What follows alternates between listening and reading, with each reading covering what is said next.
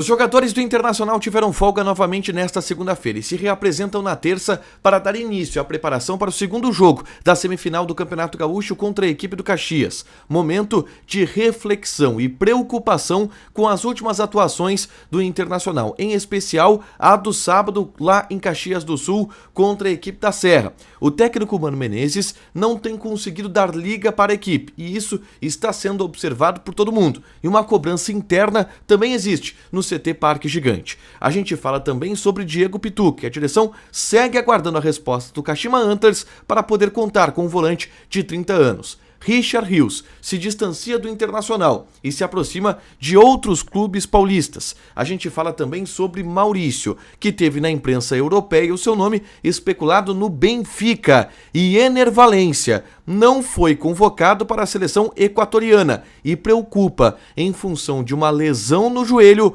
constatada na última partida. Esse é o Diário do Inter KTO de segunda-feira, 20 de março de 2023.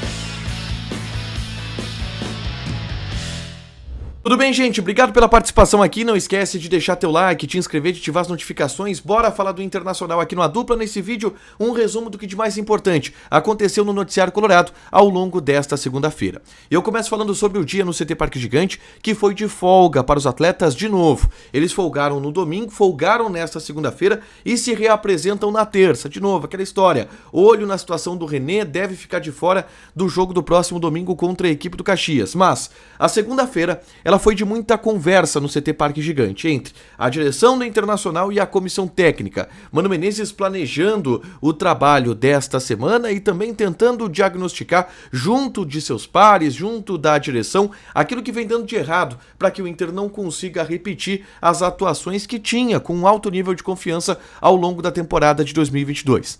Inclusive, eu gravei um vídeo na tarde desta segunda-feira falando exatamente sobre esse clima de desconfiança e esse clima de preocupação com aquilo que o Inter vem apresentando ao longo dos últimos jogos. É necessário encontrar um diagnóstico para que dos diagnósticos saiam soluções. E o Inter tem buscado isso. Aliás, até uma cobrança interna e uma cobrança feita ao técnico Mano Menezes está acontecendo. E eu falo nesse vídeo aqui, é só clicar para assistir, tá? Depois que eu gravei esse vídeo, eu conversei com mais algumas pessoas do Internacional e aí eu tive alguns relatos que eu quero trazer para vocês, tá? Um deles, um diagnóstico que surgiu, que todos os clubes do futebol brasileiro estão oscilando.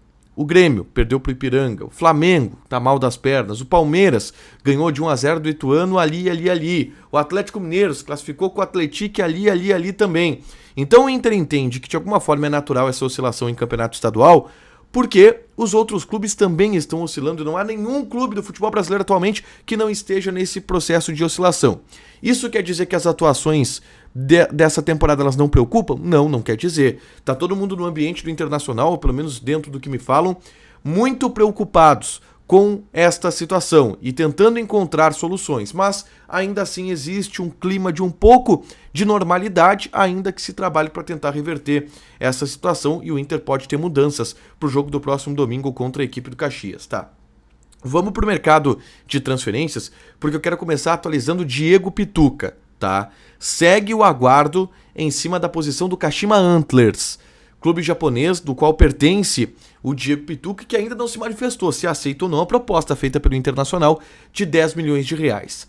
Aceitando, o Diego Pituca fica muito próximo de jogar no Internacional. Isto porque o próprio jogador já está se convencendo que a melhor alternativa neste momento, até pela proposta que recebeu, é do Inter. Anteriormente ele estava um pouco relutante, dizia que queria mesmo no futebol brasileiro jogar no Santos, mas a proposta do Inter foi boa, ele está balançado e aguarda a definição do Kashima Antlers para saber se ele vem jogar no Internacional ou não. Eu devo, inclusive, nos próximos dias fazer um react do Diego Pituca. Eu me lembro do Diego Pituca no Santos, em alguns jogos atuando também como camisa 5, quando o Alisson ele não jogava, e ficavam ali Diego Pituca, Sandri e Carlos Sanches naquela Libertadores de 2020, mas preferencialmente de fato ele é camisa 8, pode ser um reserva para o Depena. A gente vai aprofundar isso ao longo dos próximos dias, principalmente se confirmar a vinda do Diego Pituca para o Internacional.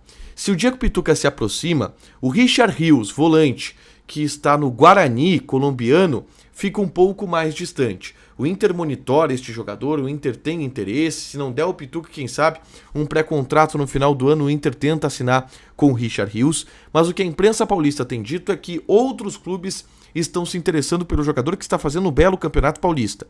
Palmeiras e Red Bull Bragantino estão entrando nessa concorrência e deixando o Internacional para trás. Até porque o Inter entende que o preço colocado pelo Guarani no jogador é muito alto, na casa de 15 milhões de reais. O Inter não vai pagar isso, esquece, já disse que não vai pagar. Então o Richard Rios ele está se distanciando à medida que se aproxima do Palmeiras e do Red Bull Bragantino, e também à medida que o Internacional vai se aproximando do Diego Pituca, que é uma opção considerada nos bastidores do Inter, muito melhor do que o próprio Richard Rios, muito mais afirmada, tá? Saiu também nesta segunda-feira uma informação de um jornalista que é o Ekrem Konur, que é correspondente do Marca, do Record Portugal, de jornais italianos, e ele trouxe a informação de que o Maurício está interessando a equipe do Benfica e está em uma lista de prospecções do Benfica. Vamos lá. O Inter quer vender o Maurício, tá? Mas não recebeu nenhuma informação a respeito dessa sondagem ou desse monitoramento do Benfica em cima do jogador. Eu não consegui falar com o André Curi ao longo desta segunda-feira, mas o André Curi é um jogador que sempre fala sobre os interesses que existem em cima do Maurício. E ele inclusive se manifestou para o Revista Colorada falando que não é verdadeira esta informação do Benfica interessado no Maurício. De qualquer maneira, o Inter quer vender o jogador e espera ter uma grande venda na casa de 10 milhões de euros pelo Maurício. Mas para isso precisa chegar a proposta e essa do Benfica, por enquanto, não veio e não parece que virá, tá? Para fechar, eu quero falar sobre Ener Valencia, porque preocupou todo mundo a não convocação do Ener Valencia para a seleção do Equador, por uma lesão no joelho, tá? O Ener Valencia teve uma lesão no menisco, e aí eu fui acompanhar os jornais turcos para saber qual o grau da lesão e se preocupa ou não preocupa, tá? Ele jogou toda a partida contra o Alanyaspor, sem sair, ele não saiu do jogo, jogou até o fim. E quando ele fez os 2 gols, inclusive, na virada do Fenerbahçe, ele já estava lesionado, ele já havia sofrido essa pancada. Jogou, fez 2 gols, chegou no vestiário, o joelho deve ter inchado um pouco, e aí foi diagnosticado, ou foi constatado que ele tinha algum problema no menisco, que fez com que ele não fosse convocado ou fosse desconvocado da seleção equatoriana. O que os jornais turcos e equatorianos também falam? Que não é grave, que não é preocupante. E que a tendência é que quando voltar o futebol de clubes, que tem aí mais uma semana de data FIFA, 2 semanas de data FIFA, o Valencia volte a jogar normalmente pelo Fenerbahçe. Isso pode ser um migué para ele não ir para a seleção equatoriana? Cara, quando vê eu não sei, tá? Pode ser que tenha alguma coisa lá envolvendo a seleção do Equador que eu não sei. Mas, a princípio, nos jornais turcos também se tratam essa lesão, essa pancada no joelho, tá? É uma lesão no menisco, tá? Uma pancada que machucou o menisco. E eu li hoje em um dos jornais turcos que o Valencia vai passar por uma reavaliação na reapresentação, que deve acontecer agora no meio da semana. Então, por enquanto, não há uma preocupação grande. O Valencia chega no Inter em julho. Lesão no joelho é sempre complicado. Daqui a pouco ele tem que operar, fazer alguma coisa. Deus o livre, bate na madeira. Julho não deverá ser um problema para a lesão que aparentemente teve o Ener Valencia, tá? Deve voltar bem antes disso até para a reta final do Campeonato Turco, pelo menos pelo que o noticiário turco está dizendo agora. Obviamente amanhã a gente vai seguir monitorando também para saber o que dizem os jornais e os periódicos da Turquia, tá? Para fechar, gente, vamos falar de KTO. A gente tem nessa terça-feira jogos pelo, por exemplo, Campeonato Catarinense. Criciúma e Avaí, odd do Criciúma 2.3, empate 3.1, Avaí 3.1.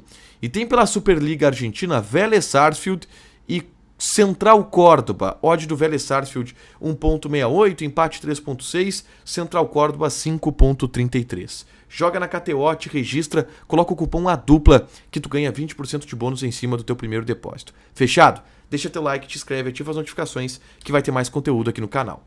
Beijo!